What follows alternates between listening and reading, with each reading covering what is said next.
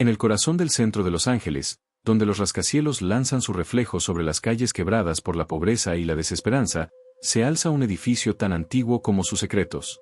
Un gigante de concreto que ha visto pasar casi un siglo de historias, y que, a pesar del brillo del sol californiano, siempre parece envuelto en una sombra que no desaparece. Ese lugar tiene un nombre: Hotel Cecil. Para algunos, solo un hospedaje barato. Para otros, una puerta abierta al abismo. Desde su inauguración en 1927, el Hotel Cecil fue pensado como un refugio para viajeros de negocios y turistas. Pero el destino no tarda en torcer las intenciones humanas. Con el paso de los años, el vecindario se degradó. Skid Row, una zona plagada de adicciones, crimen y desesperación, se convirtió en el escenario que abrazó el hotel. Lo que alguna vez fue símbolo de elegancia terminó siendo un testigo de tragedias que parecían repetirse como un eco maldito. Su historia está manchada de muertes. Su reputación, de misterio. Más de una decena de personas han perdido la vida allí, suicidios desde las ventanas del piso 14, cuerpos hallados sin explicación, huéspedes que entraron y nunca salieron. Incluso algunos asesinos en serie usaron sus habitaciones como escondite. Richard Ramírez, el acosador nocturno, durmió entre esas paredes mientras huía de la policía. Otro, Jack Unterweger, periodista y homicida, también lo eligió como morada. Como si el edificio atrajera a los que llevan el mal en el alma. O peor aún, como si algo en su interior los llamara. Pero entre todas esas historias, una se alza por encima de las demás.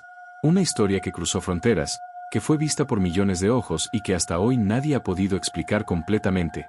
La historia de una joven llamada Elisa Lam. Era enero de 2013. El invierno apenas rozaba California con una brisa ligera, y la ciudad bullía con turistas, luces y ruido.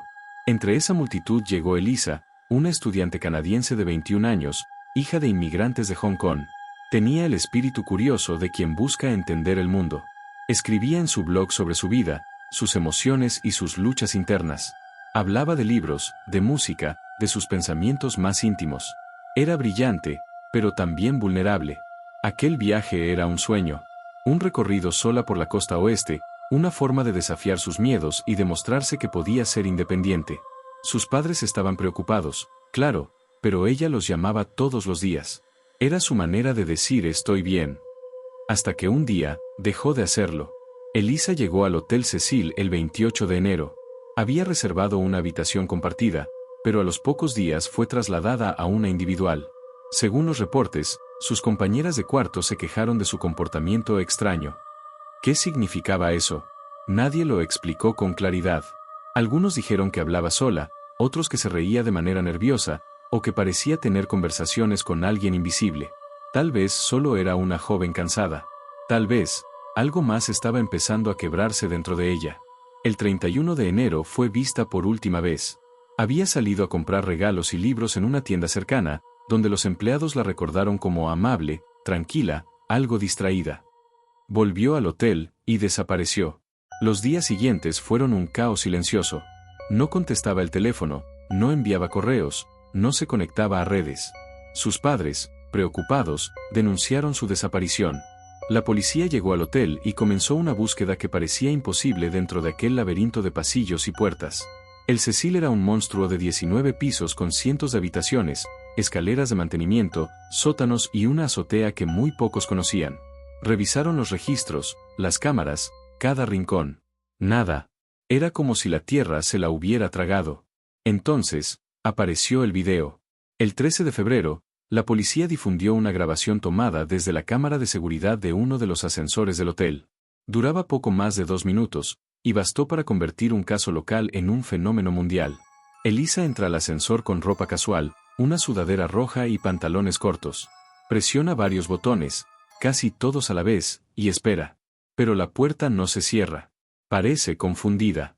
Mira hacia afuera, se asoma, vuelve a entrar, y repite el gesto una y otra vez, como si temiera que alguien la siguiera. En un momento, se esconde en la esquina, después sale de nuevo y realiza movimientos extraños con las manos, como si estuviera comunicándose con algo que no podemos ver. Su expresión cambia, pasa del miedo a la calma, de la calma a la confusión, y luego, simplemente desaparece del cuadro. La puerta se cierra. El ascensor sigue su camino. Y con eso, la humanidad entera quedó congelada frente a la pantalla. Internet explotó. Millones de personas comenzaron a analizar cada segundo del video. ¿Por qué la puerta del ascensor no se cerraba? ¿A quién miraba Elisa? ¿Estaba huyendo de alguien o de algo? Las teorías comenzaron a multiplicarse. Algunos aseguraban que estaba siendo perseguida por un huésped o por un espíritu del hotel. Otros decían que el video había sido manipulado, que faltaban segundos clave. Y hubo quienes notaron algo aún más inquietante: el marcador de tiempo del video parecía alterado. Como si alguien no quisiera que viéramos lo que realmente ocurrió. La policía registró cada habitación, los alrededores, los techos, los túneles, el sótano. Trajeron perros rastreadores, pero estos perdieron el rastro en el segundo piso, justo donde estaba el ascensor. Nada tenía sentido. Mientras tanto, los huéspedes del hotel empezaron a quejarse de algo más tangible. El agua. Salía con poca presión, tenía un sabor extraño y, lo más perturbador, un color oscuro, casi marrón. Algunos dijeron que olía mal. Otros, que tenía un sabor dulce. El 19 de febrero, un trabajador del hotel subió a la azotea para revisar los tanques de agua. Y allí, en el interior de uno de ellos, encontró algo que jamás olvidaría. Flotando en el agua turbia, desnuda, con la ropa a un lado, estaba el cuerpo sin vida de Elisa Lam. Había pasado 19 días allí arriba.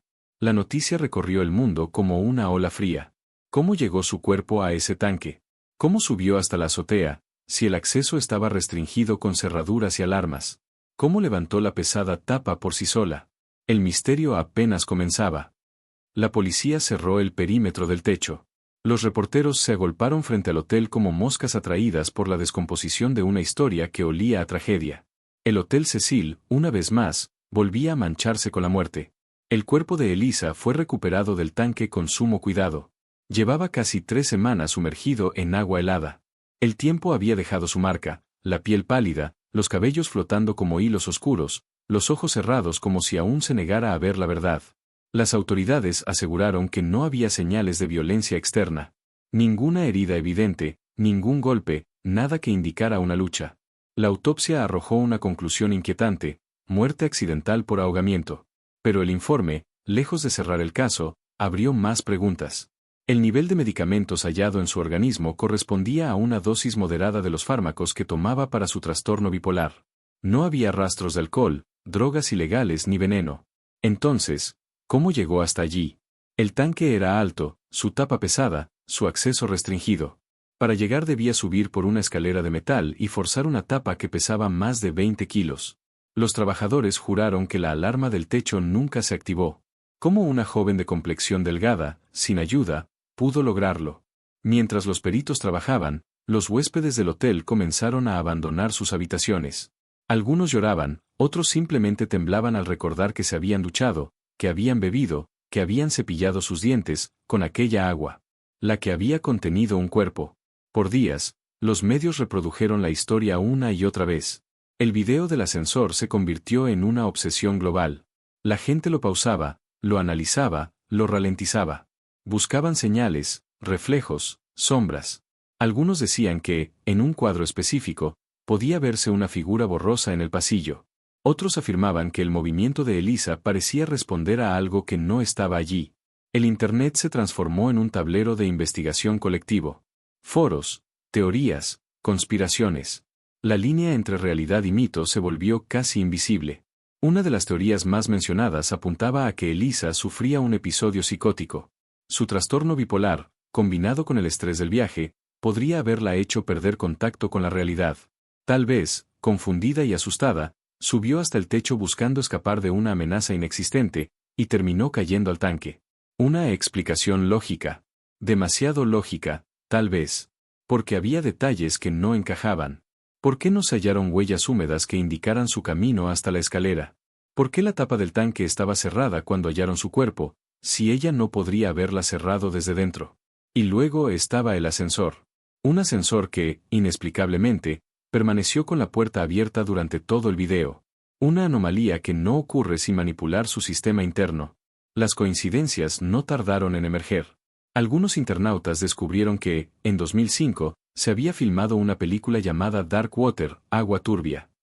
En ella, una niña desaparece en un edificio viejo, y su cuerpo es encontrado, dentro de un tanque de agua en la azotea.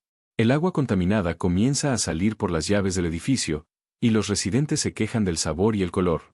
Era una historia casi idéntica. Demasiado parecida. ¿Coincidencia? ¿O una macabra repetición del arte imitando la muerte? Pero lo más perturbador estaba por revelarse.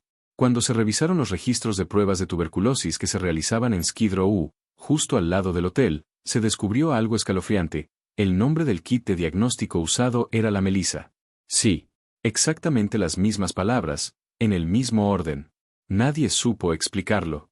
El kit no tenía relación con la joven, ni con su caso. Pero el nombre parecía burlarse de la lógica, como si el universo hubiera decidido dejar una firma imposible. Mientras tanto, el Hotel Cecil cerró algunas de sus plantas. El edificio había vuelto a su silencio habitual. Pero quienes se quedaban allí decían escuchar cosas. Golpes en las cañerías. Ruidos en las paredes. El ascensor que se detenía solo en el piso 14. Un huésped aseguró haber visto a una joven en el pasillo, de cabello oscuro y mirada perdida. Cuando intentó hablarle, desapareció tras una puerta cerrada con llave. El personal del hotel aprendió a callar. Porque cada historia nueva solo alimentaba el miedo. Con el tiempo, el caso se volvió un símbolo. Una advertencia sobre lo que ocurre cuando el misterio se convierte en espectáculo. Miles de personas comenzaron a visitar el Cecil. Querían entrar al ascensor, presionar los mismos botones, grabarse imitando sus gestos. Algunos buscaban fantasmas. Otros, fama. Y así, la tragedia de una joven se transformó en contenido para las redes. Un eco interminable en la era del morbo digital. Pero los investigadores más escépticos insistían, Elisa no fue víctima de fantasmas ni conspiraciones, sino de su propia mente. En sus diarios, recuperados del computador, se leían fragmentos de pensamientos erráticos, cambios de humor, miedo a la soledad, y una búsqueda desesperada por sentido. Era sensible, creativa, inteligente, y también profundamente frágil. Elisa escribía sobre la necesidad de conectar con otros, de sentirse comprendida, de escapar del ruido interno. Quizás, en el Hotel Cecil, ese ruido se amplificó hasta el punto de romper el silencio. Sin embargo, para muchos, hay algo más. El hotel no era un lugar cualquiera. Su historia parecía atraer la muerte como un imán invisible. En los años 30, un huésped se disparó en la cabeza mientras dormía. En los 40, una mujer lanzó a su recién nacido por la ventana. En los 50, una joven saltó desde el 9º piso y cayó sobre un transeúnte, matándolos a ambos. Y en los 80, los pasillos fueron testigos del paso de Ramírez, el asesino que rendía culto al demonio. Es como si el edificio conservara la energía de todos esos actos, acumulándolos como capas de polvo. Y cada cierto tiempo, alguien más paga el precio. Hoy el hotel sigue en pie, aunque ha cambiado de nombre. Intentan borrar el pasado, pero el eco permanece. Los turistas lo evitan, los curiosos lo buscan. El ascensor fue reemplazado, pero aún hay quienes dicen sentir un frío inexplicable al subir por él. Algunos aseguran que, si presionas los mismos botones que Elisa aquella noche, el ascensor se detiene en un piso inexistente. Uno donde no hay puertas, ni luces, solo oscuridad. En ciertos círculos del Internet, circula una teoría final. Que Elisa Lam no murió, sino que fue víctima de un ritual. Que el Hotel Cecil es un punto de energía, un lugar donde convergen historias malditas. Y que su comportamiento en el ascensor no era locura, sino parte de una ceremonia interrumpida. Por supuesto, no hay pruebas. Solo ecos. Sombras. Y un video que parece demasiado real para olvidarlo. A más de una década de su muerte, el caso sigue abierto en la mente colectiva. No en los archivos policiales, sino en la imaginación de millones que no pueden dejar de mirar ese video. Esa puerta que se niega a cerrarse. Esa joven que parece hablarle a lo invisible. Esa sensación de que algo más estaba allí, justo fuera del cuadro, esperando.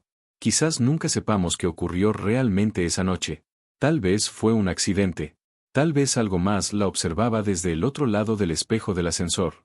Hay quienes creen que los lugares pueden absorber emociones. Que las paredes escuchan. Que los pasillos retienen el miedo y lo devuelven, una y otra vez, a quien se atreve a caminar por ellos. Si eso es cierto, el Hotel Cecil es una herida abierta. Una cicatriz en el corazón de Los Ángeles que sangra historias cada cierto tiempo.